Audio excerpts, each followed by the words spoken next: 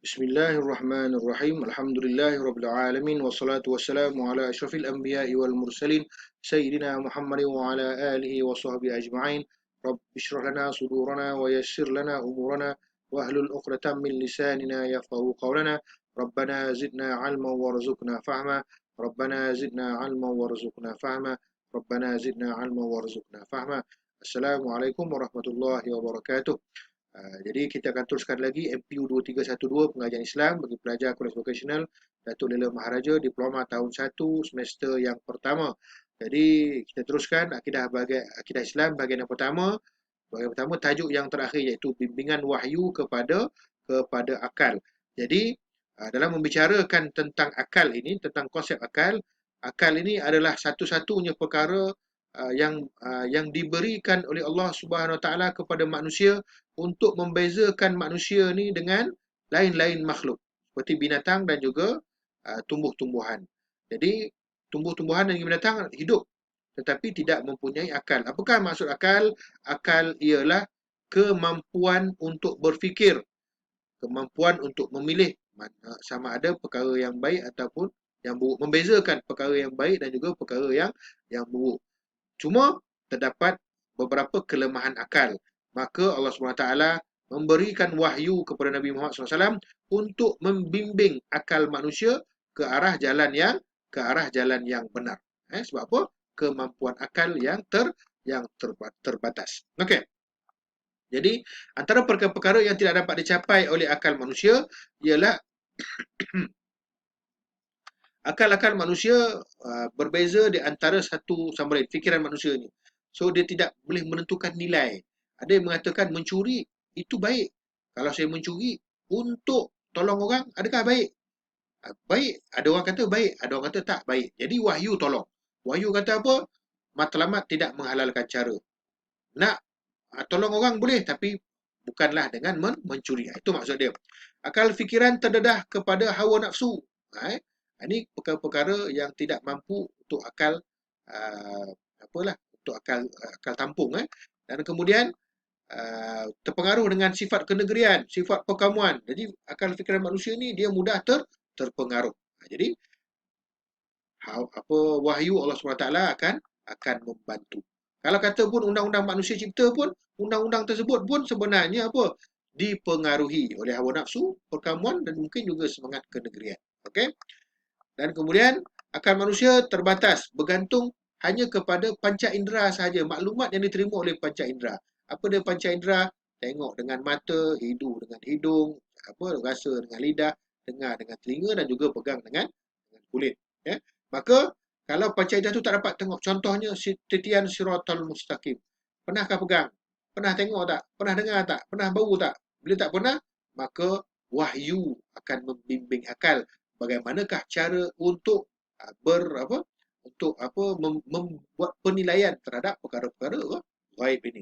Dan kemudian tabiat manusia ini memang manusia ini tak suka ikut undang-undang, tak suka dikongkong. Jadi wahyu itu yang akan mengikat manusia supaya berkelakuan baik di dunia. Okey. Jadi ciri-ciri wahyu.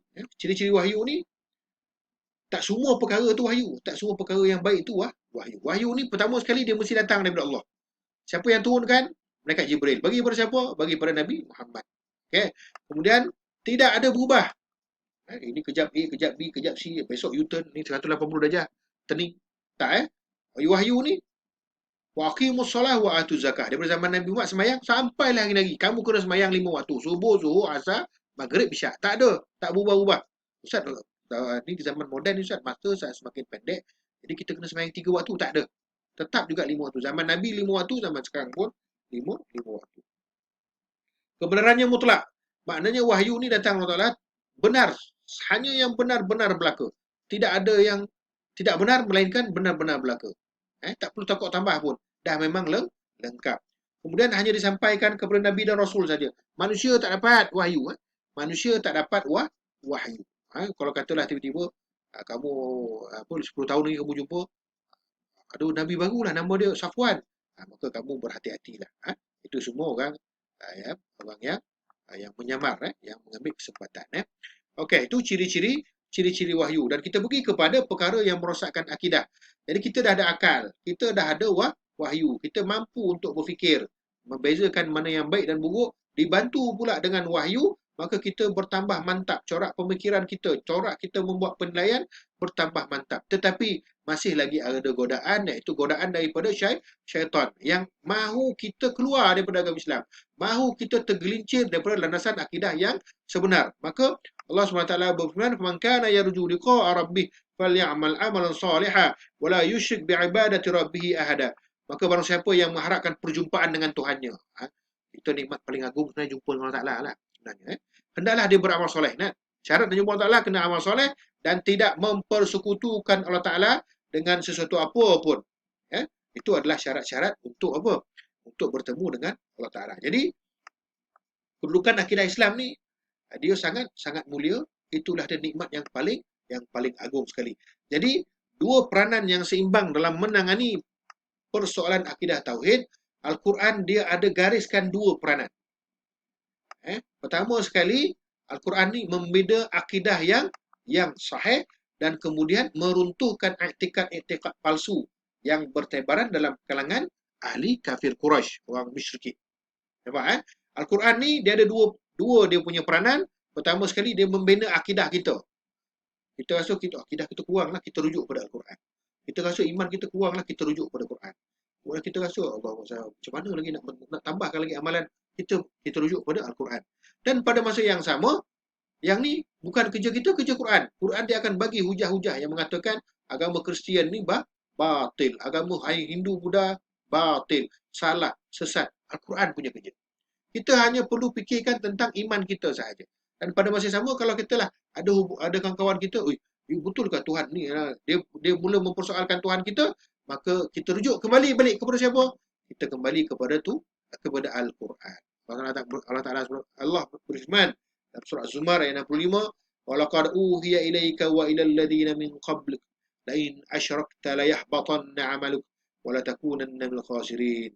Sungguhnya telah diwahyukan kepada orang-orang sebelummu. Maknanya nabi-nabi sebelum ni. Sungguh bila kamu buat syirik, pasti akan terhapus seluruh amalmu dan kamu benar-benar akan termasuk golongan orang yang rugi. Nampak? Itu godaan syaitan. Ayat-ayat ini menunjukkan bahawa amalan tidak akan diterima sekiranya kita menjadi musyrik. Sebab akidah ni adalah perkara yang sangat-sangat penting dalam dakwah Islamiah Nabi, sama ada di kota Mekah ataupun di kota Madinah. Hal ini telah disebutkan oleh Allah SWT dalam Al-Quran, "Walaqad ba'asna fi kulli ummatin rasula an i'budullah wajtanibut taghut." Sungguhnya Allah Ta'ala setiap kaum dia ada Nabi dia. Kita kaum akhir zaman, Nabi kita Nabi Muhammad. Dan Nabi ni apa tugas dia? Menyeru sembahlah Allah dan jauhilah taghut. Mana taghut ni? Selain daripada Allah. Jadi muzakarah jawatan kuasa kita di Malaysia ni, kita menggunakan akidah ahli sunnah wal jamaah. Yang ini berteraskan kepada tauhid sifat 20. Abu Hasan Al-Asy'ari dan Abu Hasan Al-Maturidi. Jadi mana mereka ini adalah teras ataupun sumber ilmu akidah kita. Itu mereka membentuk akidah Ahlussunnah wal Jamaah. Jadi ini adalah akidah kita. Wahabi ke, Syiah ke ataupun selain daripada akidah Ahlussunnah wal Jamaah, maka itu adalah golongan-golongan yang sesat. Okey. Kita pergi lagi kepada perkara yang terakhir, iaitu perkara-perkara yang boleh merosakkan akidah. Pertama sekali ialah beriktikad. Beriktikad ni maknanya rasa adanya Tuhan selain Allah Ta'ala. Itu bahaya. Kita akan murtad.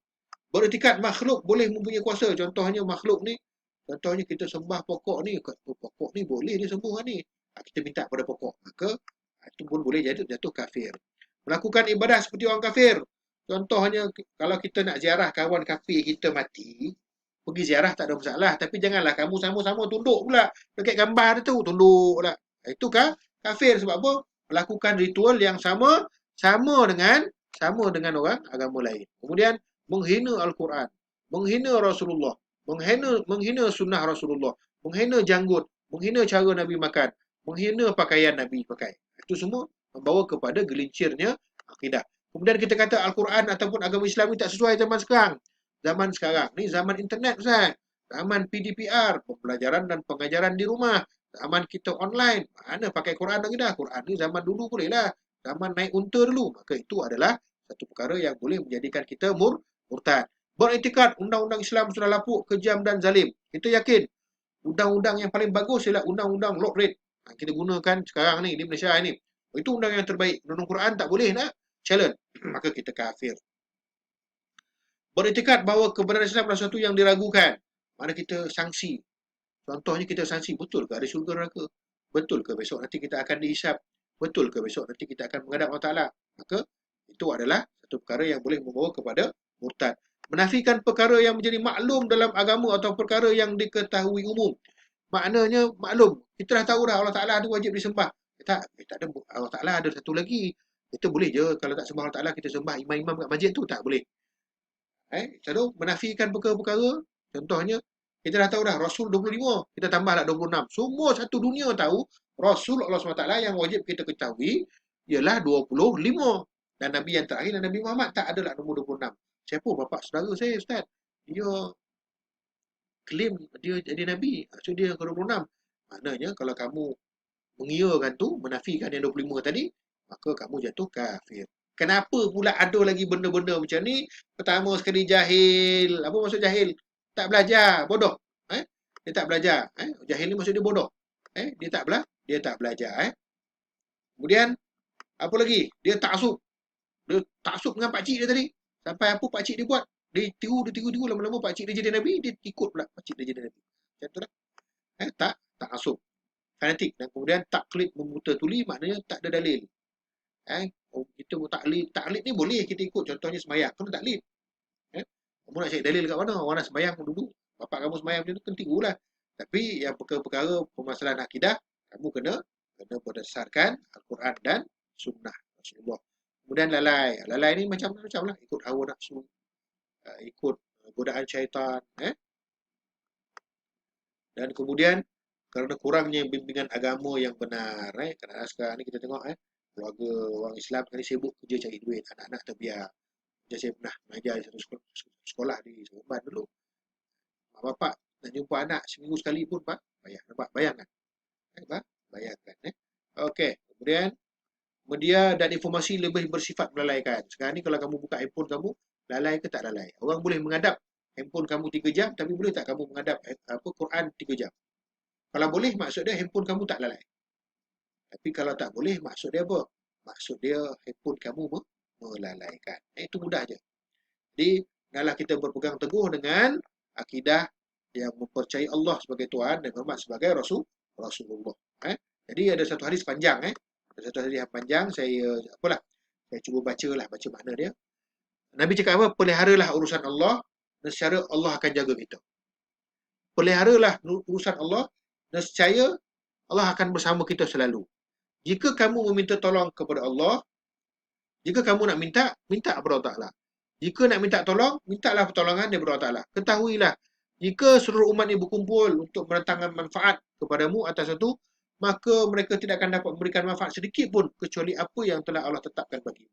Maknanya kalau katalah kita nak pakai duit 50,000, kalau kita kumpulkan semua orang pun, kalau kita kumpulkan orang, manusia lah untuk tolong kita 50,000 tu, kalau Allah Ta'ala kata tak boleh, tak cukup juga. Yang mampu tolong adalah Allah SWT sahaja.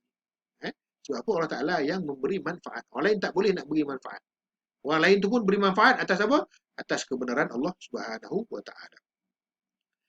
Dan jika mereka berkumpul untuk mencelakakanmu atas sesuatu, mana kalau orang nak buat jahat pada kita, seorang nak buat jahat pada kita, ataupun berkumpulan nak buat jahat pada kita, kita kena tahu Allah Ta'ala maha berkuasa.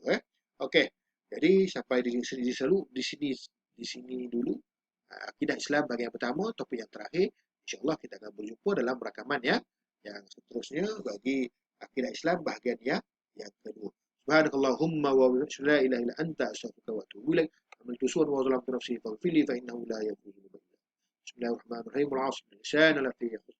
Illal ladzina amanu wa salihat wa tawasaw bil haqq wa tawasaw bis sabr. Assalamualaikum warahmatullahi wabarakatuh.